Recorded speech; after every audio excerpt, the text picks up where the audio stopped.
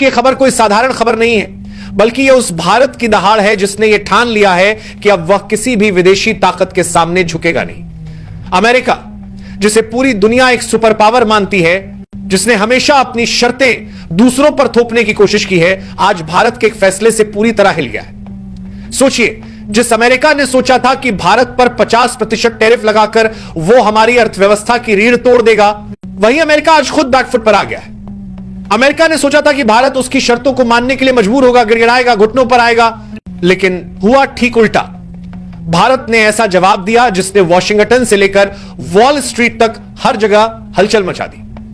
साथियों, मैंने कभी आपसे यह नहीं कहा कि इस चैनल को सब्सक्राइब करें, लाइक करें या शेयर करें, क्योंकि मुझे हमेशा यह भरोसा रहा कि अगर मेरी बात में दम होगा तो लोग खुद ब खुद सुनेंगे।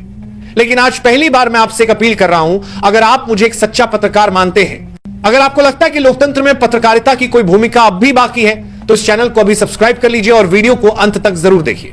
भारत ने सीधे अमेरिका की सबसे बड़ी कंपनियों पर प्रहार किया है। जी हां, भारत ने पेप्सी और कोका कोला जैसी दिग्गज विदेशी कंपनियों को साफ साफ कह दिया है कि अब उनके लिए भारत की धरती पर कोई जगह नहीं बची। इनके तमाम प्रोडक्ट्स, चाहे वो पेप्सी हो, 7 अप हो, मिरिंडा हो, स्प्राइट हो या फैंटा, अब भारत में बिकेंगे ही नहीं। यह प्रतिबंध सिर्फ एक कारोबारी कदम नहीं है, बल्कि यह भारत की उस सोच का प्रतीक है जो कहती है अब विदेशी बोतलों का जहर हमारे देश में नहीं बिकेगा। अब समय है स्वदेशी अपनाने का, आत्मनिर्भर भारत बनाने का। दोस्तों, आप शायद ये जानकर चौंक जाएंगे कि अब तक हम जो भी कोल्ड ड्रिंक 20, 30 या 40 रुपए में खरीदते थे, उसका 70% मुनाफा सीधा अमेरिका के खाते में चला जाता था। यानी हम अपनी मेहनत की कमाई से अमेरिका को ताकतवर बनाते रहे और वही अमेरिका हमें टैरिफ और पाबंदियों से दबाने की कोशिश करता रहा। लेकिन भारत ने अब यह खेल पलट दिया है। भारत ने साफ ताकी सुर काल के पास 20 दमपन में ही, इसके पास दमपन में ही है, कर दिया है कि हमारे ही पैसों से हमें दबाया नहीं जा सकता। अब विदेशी ब्रांड्स को बाहर का रास्ता दिखाया जाएगा और स्वदेशी ब्रांड्स को आगे बढ़ाया जाएगा। इतिहास गवाह है कि कोका कोला और पेप्सी जैसी विदेशी कंपनियां भारत में कभी भी विवादों से दूर नहीं रही हैं।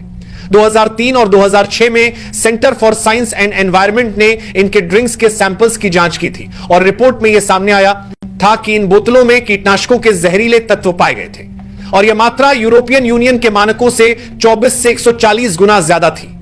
यानी जिन बोतलों को हम ठंडक और ताजगी के नाम पर पीते थे, उनमें असल में जहर भरा हुआ था। इस खुलासे के बाद कई राज्यों ने स्कूलों, कॉलेजों और सरकारी दफ्तरों में इन कंपनियों के उत्पादों को बैन कर दिया। केरल ने तो इनकी बिक्री और उत्पादन पर पूरी तरह से रोक लगा दी थी। हालांकि बाद में हाईकोर्ट के फैसले के बाद यह बैन हटा लिया गया, लेकिन तब से ही यह सवाल खड़ा हो गया था कि आखिर हमें इन विदेशी कंपनियों की जरूरत ही क्या है।